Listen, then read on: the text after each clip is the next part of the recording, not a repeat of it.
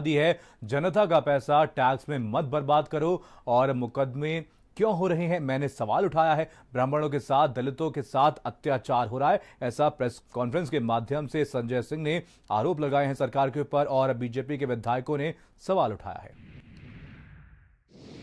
आपने 10 एफआईआर कर दी, आपने हमारा कार्यालय बंद करा दिया, आपकी सरकार में ब्राह्मणों पर हत्याएं हो रही हैं और जुल्म हो रहा है, दलितों की हत्याएं हो रही हैं, जुल्म हो रहा है, दलित युवक की थाने में हत्या कर दी जाती है, 3 दलितों का मर्डर हरदोई में हो जाता है, 3 दलितों का मर्डर आगरा में करके उनको जला दिया जाता है। और ये सवाल अगर हम पूछ रहे हैं उत्तर प्रदेश की जनता आपके बारे में क्या सोचती है, इस तरह का अगर हम सर्वे करा रहे हैं तो आपको इस पे आपत्ति है?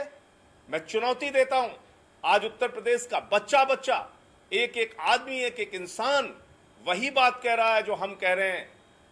आज वही बात वो कह रहा है जो राधा मोहन दास अग्रवाल जी कह रहे हैं, जो देवमणि द्विवेदी जी कह रहे हैं कि उत्तर प्रदेश में ठाकरों की सरकार चल रही है।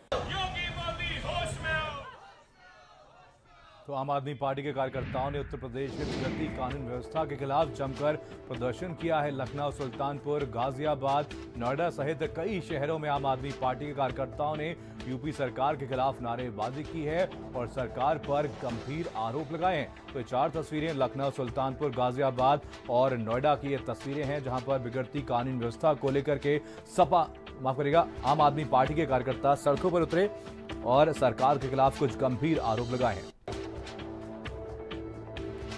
अभिषेक पांडे इसी खबर पर और ज्यादा जानकारी के साथ लाइव जुड़ गए हैं। अभिषेक, यहां पर जातिवाद को लेकर के एक सर्वे करवाया गया था जिसके खिलाफ एक हजरतगंज कोतवाली में एफआईआर भी दर्ज की गई थी। आपसे जानना चाहेंगे इस पूरे मामले पर आगे क्या कुछ कार्रवाई की जा रही है, पुलिस की तरफ से क्या कुछ कहा गया है, क्या कोई गिरफ्तारी इस मामले में की जाएगी?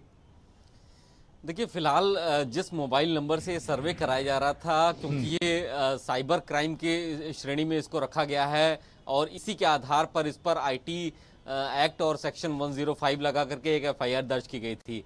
लेकिन एक एफआईआर और रजिस्टर की गई है। आम आदमी पार्टी के राज्यसभा सांसद संजय सिंह के ऊपर एफआईआर रजिस्टर की गई है कि ऐसा सर्वे उन्होंने कंडक्ट कराया है। तो जाहिर तौर पर इसकी जांच की जाएगी कि आखिर इसकी भावना क्या थी, इसका उद्देश्य क्या था और इससे ये सरकार इसको किस नजर से, पुलिस इसको अपराध के किस नजर से इसको देखती है। लेकिन संजय सिंह ने खुद इसको स्वीकार किया है कि ये सर्वे उन्होंने खुद कराया है और जातीय सर्वे कराना कोई गुनाह नहीं है। तो आज दिन भर जिस खबर को लेकर के, जिस सर्वे को लेकर के शासन स्तर में लगातार चर्चाएं बनी रही, शाम तक होते होते वो चीजें खत्म हो गई, एफआईआर रजिस्टर हो चुकी है, जांच की जा रही है और आम आदमी पार्टी ने पीछे हटने के बजाय खुद स्वीकार कर लिया है कि ये सर्वे उनकी तरफ से कराया गया। बिल्कुल अभिषेक, इस पूरे मामले को लेकर के एक प्रेस कॉन्फ्रेंस का भी आयोजन कराया गया, आम आदमी पार्टी की तरफ से प्रेस कॉन्फ्रेंस का आयोजन कराया गया। आपसे जानना चाहेंगे सर्वे के पीछे का आखिरकार मकसद क्या था और क्या कुछ गंभीर आरोप इस दौरान प्रेस कॉन्फ्रेंस में